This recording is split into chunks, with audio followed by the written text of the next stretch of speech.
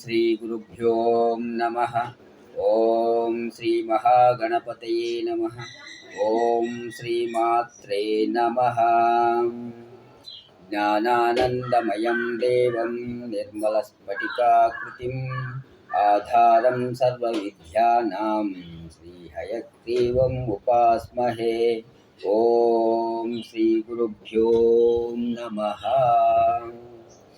ಸಮಸ್ತ ವಿಶ್ವ ಕನ್ನಡಾಭಿಮಾನಿಗಳಿಗೆ ಕಾಕರ್ಲ ಪ್ರಕಾಶ್ ಆದ ನಾನು ಅಂತರಾಳದಿಂದ ಪ್ರಣಾಮಗಳನ್ನು ಸಲ್ಲಿಸುತ್ತಾ, ಧನಸ್ಸು ರಾಶಿಯವರಾದ ಶ್ರೀ ನಂದಮೂರಿ ಬಾಲಕೃಷ್ಣ ಅವರ ಬಗ್ಗೆ ಕೆಲವು ವಿಷಯಗಳು ಹಾಗೂ ಚುನಾವಣಾ ಸ್ಪರ್ಧೆಯಲ್ಲಿರತಕ್ಕಂಥ ವಿಷಯಗಳು ಚರ್ಚಿಸಲಿಕ್ಕೆ ನಿಮ್ಮ ಮುಂದೆ ಬಂದಿದ್ದೇನೆ. ಸಮಸ್ತ ವಿಶ್ವ ಕನ್ನಡಾಭಿಮಾನಿಗಳಿಗೆ ಕಾಕರ್ಲ ಪ್ರಕಾಶ್ ಆದ ನಾನು ಅಂತರಾಳದಿಂದ ಪ್ರಣಾಮಗಳನ್ನು ಸಲ್ಲಿಸುತ್ತಾ, ಧನಸ್ಸು ರಾಶಿಯವರಾದ ಶ್ರೀ ನಂದಮೂರಿ ಬಾಲಕೃಷ್ಣ ಅವರ ಬಗ್ಗೆ ಕೆಲವು ವಿಷಯಗಳನ್ನು ತಗೊಂಡು ನಿಮ್ಮ ಮುಂದೆ ಬಂದಿದ್ದೇನೆ.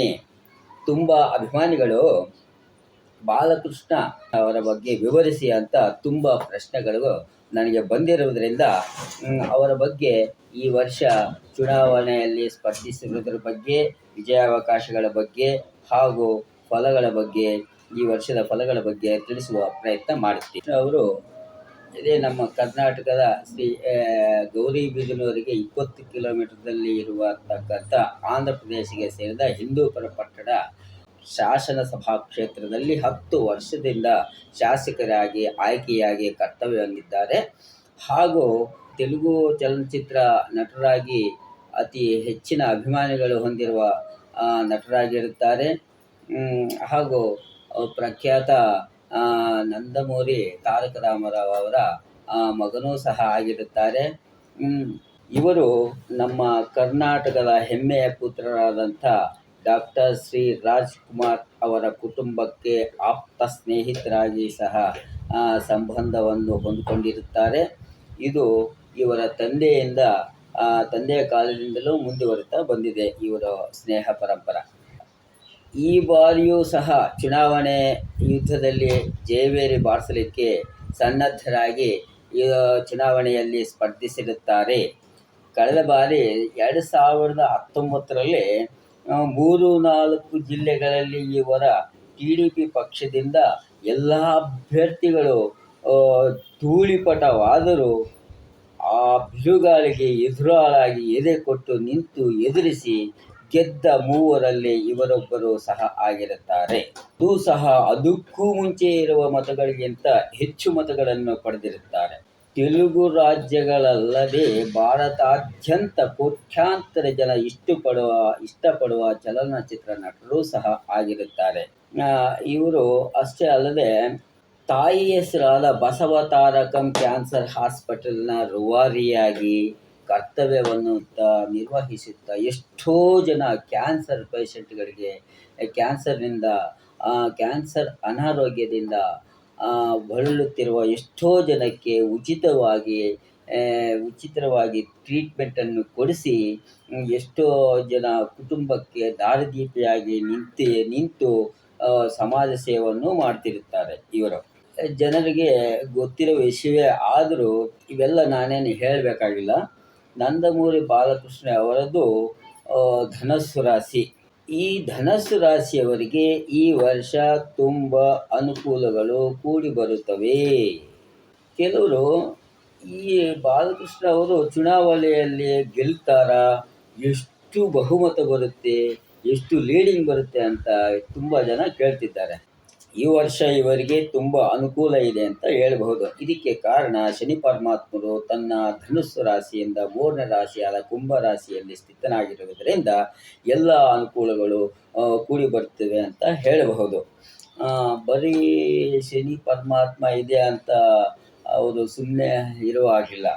ಅವರನ್ನು ಯಾರ್ಯಾರು ಪ್ರೀತಿಸಿರುತ್ತಾರೋ, ಅಭಿಮಾನಿಸಿರುತ್ತಾರೋ, ಯಾವುದೇ ಫಲಾಪೇಕ್ಷೆ ಇಲ್ಲದೆ ಅವರನ್ನು ಪ್ರೀತಿಯಿಂದ ಅಭಿಮಾನಿಸ್ತಾ ಇರ್ತಾರೋ ಅವರನ್ನು ಪ್ರೀತಿಯಿಂದ ಅಕ್ಕರೆಯಿಂದ ಹತ್ತಿರಕ್ಕೆ ತಗೊಂಡು ಪ್ರೀತಿಸಿ ಗೌರವಿಸಿದರೆ ಶನಿ ಪರಮಾತ್ಮರು ಶಾಂತರಾಗಿ ಮತ್ತಷ್ಟು ಬಲ ತಗೊಂಡು ಅಭಿಮಾನಿಗಳು ಇವರ ವಿಜಯಕ್ಕಾಗಿ ಕಾರ್ಯನಿರ್ವಹಿಸುತ್ತಾರೆ ಅನ್ನೋದರಲ್ಲಿ ಯಾವುದೇ ಸಂದೇಹವಿಲ್ಲ ಅಂತ ಹೇಳಬಹುದು. ಆದರೆ ಇದೇ ವರ್ಷ ಗುರು ಇವರ ರಾಶಿಗೆ 6ನೇ ರಾಶಿಯಾದ ವೃಷಭ ರಾಶಿಗೆ ಹೋಗುವುದರಿಂದ ಸ್ವಲ್ಪ ಗುರುಬಲ ಕಡಿಮೆ ಆಗುವ ಸೂಚನೆಗಳು ಕಂಡುಬರುತ್ತವೆ ಅಂತ ಹೇಳಬಹುದು. ಆದ್ದರಿಂದ ಗುರು ಸಮಾನವಾದ ವ್ಯಕ್ತಿಗಳನ್ನು ಯಾವುದೇ ರೀತಿಯಲ್ಲಾಗಲಿ ನೋಯಿಸಬಾರದು. ಇವರಿಗಿಂತ ದೊಡ್ಡವರನ್ನು, ಗುರು ಹಿರಿಯರನ್ನು, ಸ್ತ್ರೀಯಾಗಲಿ ಪುರುಷರಾಗಲಿ ಯಾವುದೇ ಲಿಂಗ ಭೇದವಿಲ್ಲದೆ, ತಾರತಮ್ಯವಿಲ್ಲದೆ ಅವರನ್ನು ಗೌರವಿಸುವುದರ ಮೂಲಕ ಅವರ ಮೇಲೆ ಅಭಿಮಾನ ತೋರಿಸುವುದರಿಂದ ಗುರು ಸ್ವಲ್ಪ ಮಟ್ಟಿಗೆ ಶಾಂತಿಸಬಹುದು. ಗುರು 6ನೇ ಸ್ಥಾನಕ್ಕೆ ಬರುವುದರಿಂದ ಇವರ ಆರೋಗ್ಯವನ್ನು ಸ್ವಲ್ಪ ಹುಷಾರಾಗಿ ನೋಡಿಕೊಳ್ಳಬೇಕಾಗುತ್ತದೆ. ಗುರುಗ್ರಹದ ಗುಂಪಿಗೆ ಸೇರಿದ ಮತ ಬಾಂಧವರನ್ನು ಇವರು ಒಲಿಸಿಕೊಳ್ಳುವುದರಿಂದ ನಿಮ್ಮ ಲೀಡಿಂಗನ್ನು ಹೆಚ್ಚಿಸಿಕೊಳ್ಳಬಹುದು ಚುನಾವಣೆ ಸ್ಪರ್ಧೆಯಲ್ಲಿ.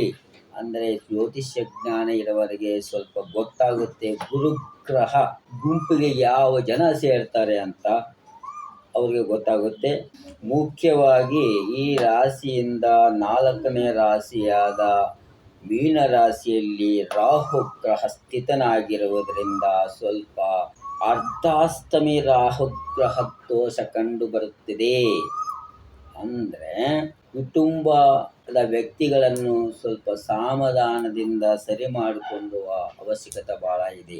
ಯಾವುದೇ ಭೇದ ಭಾವ ಇಲ್ಲದೆ ಕುಟುಂಬಸ್ಥರನ್ನು, ಮತ್ತು ಕುಟುಂಬ ಅಂದರೆ ಅವ್ರ ಸ್ವಂತ ಕುಟುಂಬಕ್ಕೆ ಬರೋದಿಲ್ಲ, ಇದು ಅವರ ಪಕ್ಷದಲ್ಲಿರುವಂತಹ ವ್ಯಕ್ತಿಗಳೂ ಸಹ ಕುಟುಂಬ ಅಂತಲೇ ಹೇಳ್ಬೋದು. ಅವ್ರ ಪಕ್ಷನೂ ಒಂದು ಕುಟುಂಬವಾಗಿ ತಗೊಂಡರೆ, ಮುಖ್ಯವಾಗಿ ಇವರ ರಾಶಿಗೆ 4ನೇ ರಾಶಿಯಾದ ಮೀನ ರಾಶಿಯಲ್ಲಿ ರಾಹುಗ್ರಹ ಸ್ಥಿತನಾಗಿರುವುದರಿಂದ ರಾಹುಗ್ರಹ ಸ್ವಲ್ಪ ದೋಷ ಕಂಡು ಬರ್ತಾ ಇದೆ ಅಂತಲೇ ಹೇಳಬೇಕಾಗುತ್ತದೆ. ಮುಖ್ಯವಾಗಿ ನಿಮ್ಮ ಕ್ಷೇತ್ರದಲ್ಲಿ ಇರತಕ್ಕಂಥ ಎಲ್ಲ ಮುಸಲ್ಮಾನ್ ಬಾಂಧವರ ಮತಗಳನ್ನು ನೀವು ನಿಮ್ಮ ಕಡೆಗೆ ಒಲಿಸಿಕೊಂಡ್ರೆ ಭಾರೀ ಬಹುಮತದಿಂದ ಗೆಲ್ಲುವುದರಲ್ಲಿ ಯಾವುದೇ ಅನುಮಾನವಿಲ್ಲ ಅಂತ ಹೇಳಬೇಕಾಗುತ್ತದೆ. ದಯವಿಟ್ಟು ಎಲ್ಲರನ್ನೂ ನೀವು ಬೂತ್ ಲೆವೆಲ್ನಲ್ಲಿ ನೀವು ವೋಟರ್ಗಳನ್ನು ಪ್ರಭಾವ ಮಾಡಿಕೊಂಡ್ರೆ ಅತ್ಯುತ್ತಮ ಮತಗಳನ್ನು ಗಳಿಸಬಹುದು ಅಂತ ಹೇಳಲಿಕ್ಕೆ ಇಷ್ಟಪಡ್ತೀನಿ. ಎಲ್ಲ ವರ್ಗದವರನ್ನು, ಯಾವುದೇ ಪಕ್ಷವಿದ್ದರೂ ಎಲ್ಲ ಪಕ್ಷದ ವರ್ಗದವರನ್ನು ನಿಮ್ಮ ಕಡೆಗೆ ಸೆಳೆಯುವುದರಿಂದ ಎದುರಾಳನ್ನು ದೂಷಿಸದೆ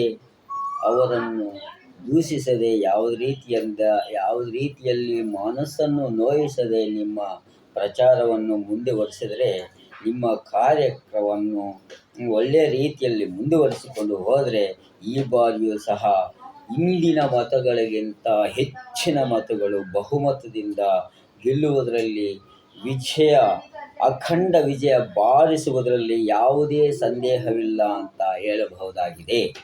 ಆದರೂ ಸಹ ಜ್ಯೋತಿಷ್ಯ ಶಾಸ್ತ್ರದಲ್ಲಿ ನಂದಮೂರಿ ಬಾಲಕೃಷ್ಣ ಅವರಿಗೆ ಜ್ಯೋತಿಷ್ಯ ಜ್ಞಾನ ಇರುವುದರಿಂದ ಈ ವಿಷಯಗಳು ಅವರಿಗೆ ಎಲ್ಲನೂ ತಿಳಿದಿರುತ್ತದೆ ಅಂತ ನಾನು ಭಾವಿಸುತ್ತೇನೆ.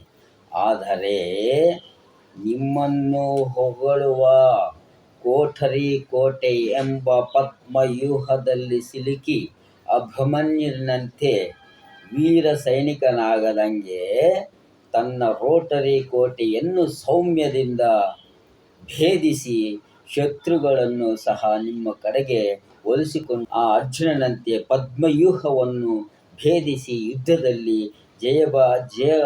ಜಯನಾಗಿ ಬಂದಂತೆ ನೀವು ಸಹ ಈ ಚುನಾವಣೆಯಲ್ಲಿ 1,00,000ಕ್ಕೂ ಮೇಲ್ಪಟ್ಟು ಬಹುಮತ ಹೊಂದಿ ನಿಮ್ಮ ಪಕ್ಷಕ್ಕೆ, ನಿಮ್ಮ ಕ್ಷೇತ್ರಕ್ಕೆ, ನಿಮ್ಮ ರಾಜ್ಯಕ್ಕೆ ಒಂದು ಲೈಟ್ ಹೌಸ್ ಆಗಿ ಕಾಣಬಹುದೆಂದು ಬಯಸುತ್ತಾ ಎಲ್ಲ ನನ್ನ ವೀಕ್ಷಕ ಬಂಧುಗಳಲ್ಲಿ ನನ್ನ ಮನವಿ ಏನೆಂದರೆ, ನನ್ನ ಕಾಕರ್ಲ ಟಿವಿ ಸ್ಪಿರಿಚುವಲ್ ಯೂಟ್ಯೂಬ್ ಚಾನಲನ್ನು ನೀವು ಸಬ್ಸ್ಕ್ರೈಬ್ ಮಾಡುವುದರಿಂದ ಹಾಗೂ ಲೈಕ್ ಕೊಡುವುದರಿಂದ ನಿಮ್ಮ ಅನಿಸಿಕೆಗಳನ್ನು ಕಾಮೆಂಟ್ ಬಾಕ್ಸ್ನಲ್ಲಿ ಹಂಚಿಕೊಳ್ಳುವುದರಿಂದ ನನಗೆ ಪ್ರೋತ್ಸಾಹ ಕೊಟ್ಟಂಗಾಗುತ್ತೆ.